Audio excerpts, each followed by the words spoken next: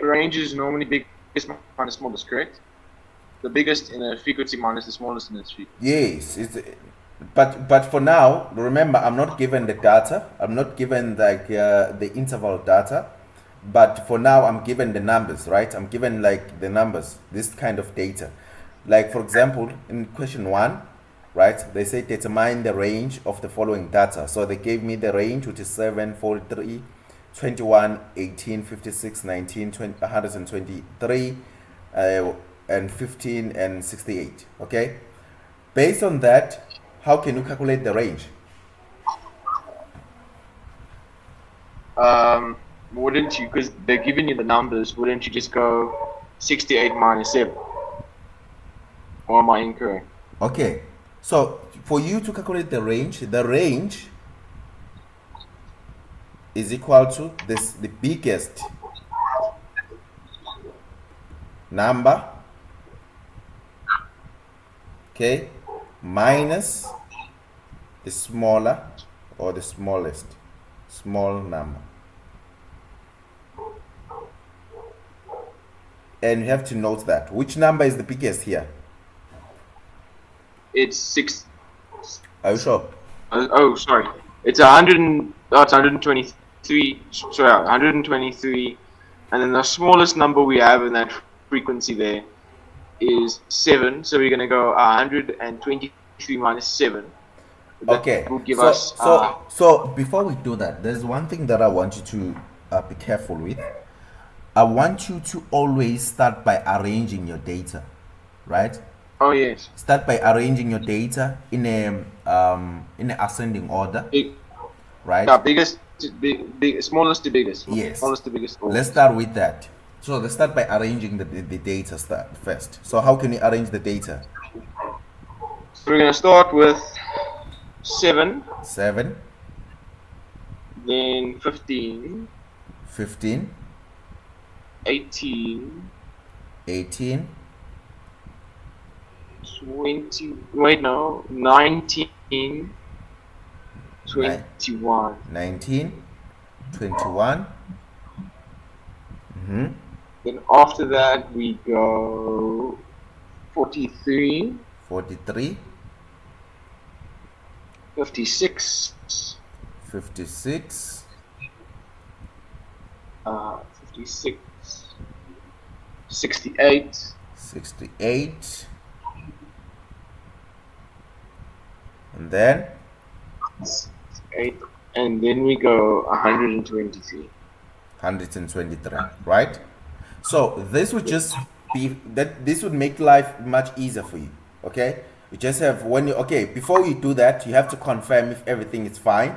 You just have to go and count those numbers, right, to confirm if everything that you did is correct. So what you can do, you can just go on your question paper and count these numbers. Okay, so the number, how many numbers we have here? It's 1, 2, 2, 3, 4, 5, 6, 7, 8, 9. Okay, we have 9 numbers. And then here, let's check if we also have 9 numbers here. So that if we also have 9 numbers here, so it's everything is fine. So it's 1, 2, 3, 4, 5, 6, 7, 8, 9. 9. Cool. Right? We are good to go. All right. Now, if you want to calculate the range, you know that you just say this number which is here minus the number that is there. Yes. Okay. Which that'll give us that'll give us 116. Okay. So 123 minus 7, that's give you 116. 16. Right. So that is your range. And then what is what is the okay, let's start with the mode. Do you have a mode? What is the mode? The mode is the most used number in the frequency. Yes, is the number that, yes, that is most used. That is keep showing up in the sequence. Do you have such number here? No, we don't, because there's no numbers repeating and there's no Right. numbers that happen again. So Okay. it's there's no mode, but there is a median. There is a median, right? How do you find the median?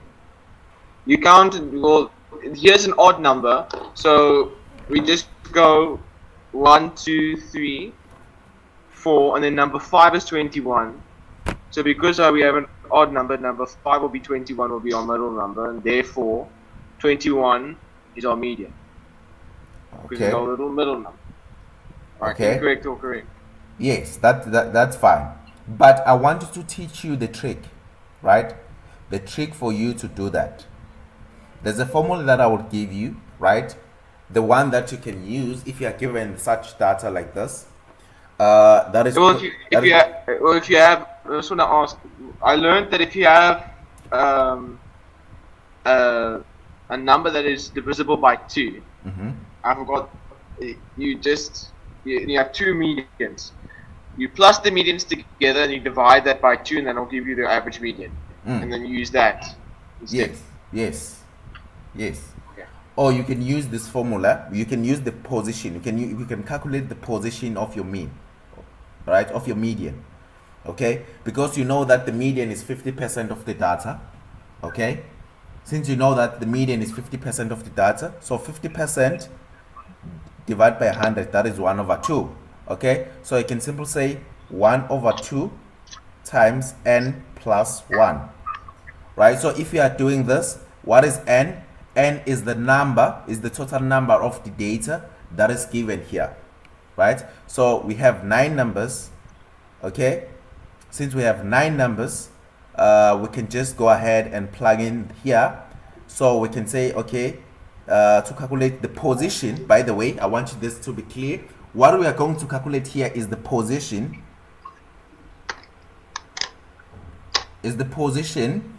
of the median, okay? So since the median is 50% of the data, so that is 1 over 2 into how many numbers we have here? 9, okay? So it would be 9 plus 1, which would give you 10, divided by 2, right, which would give you 5. So that means that the median is on position number 5. So if I'm counting here, that is 1, 2, 3, 4, 5. So that is your median, right? Okay, that makes more sense now. Right? That makes more sense. And then if you want to calculate what we call Q1, this is Q2, by the way. The median is on Q2. So therefore, by the way, since we calculated the position, which is 21, therefore, right, the median is equal to 21, which is also equivalent to Q2, right? Q2 is equivalent to the median. Do you have any question here? It makes sense. Right? And then there's also some cases where you have to calculate Q1 and Q2 when you have to draw the box and whisk diagram, okay? So for you to do that, you know that Q1 is 25% of the data, okay? So therefore 25% divided by 100, that is 1 over 4, right? If I'm simplifying that would give you 1 over 4. Do you agree? Yes. So the position of Q1, right? So the position of Q1 will be equal to 1 over 4 into n plus 1. And then n again is the total number of the data that is given here, right? So since I have 9 numbers in this data, so I will just plug in here. So this will be 1 over 4 into 9 plus 1. So 9 plus 1 obviously is also 10 divided by 4. So what is 10 divided by 4? 10 divided by 4, that doesn't that They'll give you give decimal us numbers. 2.5? Doesn't that give us 2.5? If I'm not mistaken. Yes, because if I do it, because Yeah, this is it's 2.5. Yes, because the fraction would be 5 over 2. So if it's 2.5, let me show you the trick. So if it's 2.5, this tells you that this Q1 you will get it by adding the number that is on the second position and the third position. So if I'm coming here, right, because once you want to calculate the Q1, you have to exclude the median, right? And then these values, these numbers that are here, are the one that you will use to calculate Q1. Okay, so basically I will have four numbers if I'm excluding the median, because the median is just the middle number, right? So if you want to search for Q1, you look for the numbers that are before the median, right? On those number, on that data, that's where you get Q1, and then after the median, right, that's where you get Q3. Okay, so median is the middle term. Okay, so if I want to do that, the reason why I'm getting 2.5 here, this simply tells me that this number, or this Q1 I'm looking for, is on the second position, right?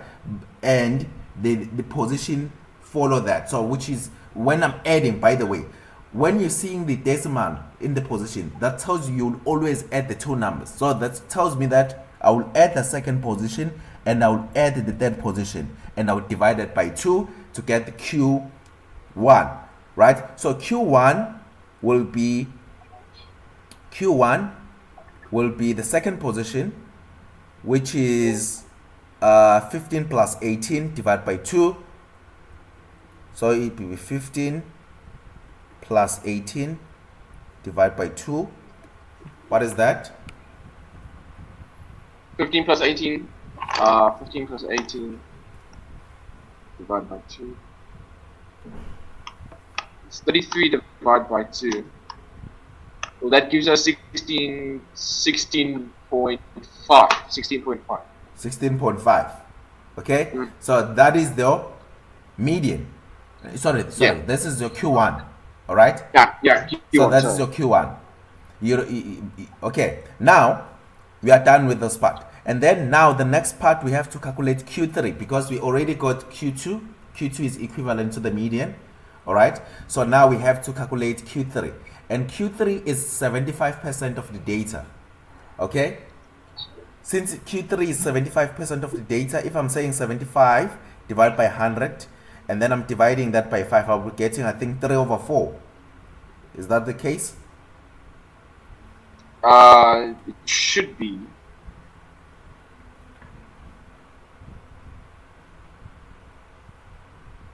Yes. Right? Since I was getting 3/4, then the position, I want you to note this, and then the position, right, of Q3 is equal to 3/4 into n plus 1.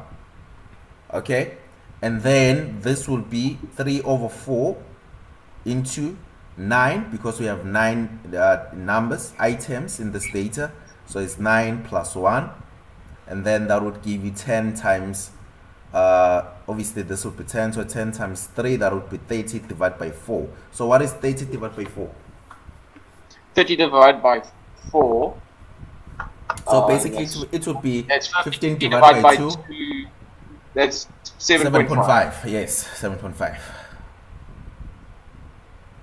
Okay, so 7.5, that tells you that if you are looking for Q3, you'll find it from the 7th position, if you are adding the 7th position number with the 8th position number. Okay, so let's go ahead and do that. So this is 1, 2, 3, 4, 5, 6, 7. So if I'm adding that number plus that two numbers, right, the 7 and 8 number, and divide those by 2, I'll be getting Q3. Okay, Let me test it. so what is that? What is 56 So plus? together it gives us 124. We divide it. Yes, I'm listening. I think there's something wrong with my calculator. Okay, let's just do this. So it's 56.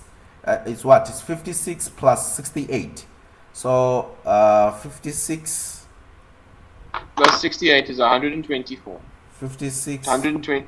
plus 68 and divide that by 2. So what is 56 plus 28? Yeah. Let's start with that. It's 124. 124. And then we Okay. divide out. What is 8? What is 8 plus 6? 8 plus 6 is what? It's 14? 8 plus 6 is 14. Okay, and then take 4, leave 4, and then we have 5 plus 6, that is 11, plus 1, that is 12, so it's 124, yes. Okay, so that's 124 over. So then that will give us what is the 6. It will give us, the answer will be 62. if we divide that with 62? No, we divide 124 by 2 gives us 62. 60? 2. 62. So this is your Q3, okay? And the reason why this is useful, né? It's quite simple. It's because you won't have to work hard for you to find these values. Okay? You won't have to work hard for you to find these values. Just use these formulas, right? And just quickly allocate Q3 and Q1 and Q2, right? And now let's quickly draw the box and whisk diagram. So to do that, you need the mean value, which is the smallest number. In this case is 7. You need the maximum value, right, which is 100 and so these two numbers that you use to calculate the range, you'll need them. Okay, so which is, in this case, is what? It's 123. Okay, so that is your mean, so it's 123. And then you need Q1. You got it to be, what is your Q1? You got it to be 16.5. Okay, so that's 16.5. And you need your Q2. In this case, your Q2, you got it to be Q2. Where is it? Wait, what happened? Okay, that's Q1. Oh, your Q2 is the mean. Okay, the Q2 is the mean. Okay, so the mean is where is it? Oh, it's 21. It's 21. Okay, so it's 21. So it's 21, and then your Q3 is what we just calculated, which is 62. All right. Now from here we can draw the box and whisk diagram. Okay. So you just have, although you can use the timeline, but it's still okay if you can just allocate the numbers. That's fine. All right. So let's just go and do that. So have that. So we start with the mean, which is the smallest number, which is 7, and then we follow that with Q1. Q1 is 16.5. You can use the scale, right, to do this, but you can also allocate the numbers. Most of the time when you are writing an exam, they just give you the timeline for you to allocate this. Okay, so it's not the problem most of the time. And then you'll allocate, so this is Q1, and you allocate the median, which is 21 here, and you allocate the Q3, right, which is 62, and you allocate, obviously it will be much further than this, and you allocate 123 somewhere here. So if I'm drawing this, I will have a line here which indicate that my box start here and it end here. What am I doing now? Okay, and it's end here. All right, and then obviously I will have a box here where I have Q1, Q2, Q3. That's where I will start to have a box, but it must be separated where there is Q2, which is the median. Okay, and we have that, and then we also need to sort about the drawing, man. You're the one who's doing EGD here, huh? Yeah, it's just I could never how to draw on a computer. Yeah, okay, and then we have that, And how to draw and then we on a have computer. that. Okay, so other cases they will just draw the circle here and then they shade it. Others, they draw the line like this. So which one you draw the one that you prefer. And then the only analyzation that is important here is to able to say this is positive skewed or negative skewed, right? The one that you can see, the one that is it's shifted, right, to a certain side, that is that side. You know that if you are going to the left, we are reading from the midpoint, right? You are reading from here. So, you can also allocate this. You can see that this is mean, this is Q1, Q2, Q3, max, right? And then obviously you can see that this box, right, is skewed right that side, so it's positively skewed, right? You can see that is quite long if you are starting from the median, right? Because you have the median is like the judging part, because you remember when we are calculating, what is this, when we are calculating the median and when we are calculating Q1 and Q3, we just started from the our median acted as a what is this, as a starting point, right? It's acted as a zero, as our zero, right? So therefore, that's why it's important when you are reading the skewity, you have to start from here. You judge that from at this point, okay? So you can see that at this point, this diagram is skewed to the right, because you can see it's quite long if you are looking here to the right, and when you are looking to the left, it's not that skewed when compared to the right. So therefore, this data is positively skewed, right? Do you have any question here? This makes sense. Okay, so this is everything that you need for you to understand this topic when you're given this data. There's nothing more, nothing less, right?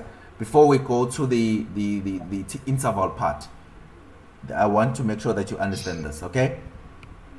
This is complicated. Really? Math is no, for me at least. Because last year we didn't do it this complex. We just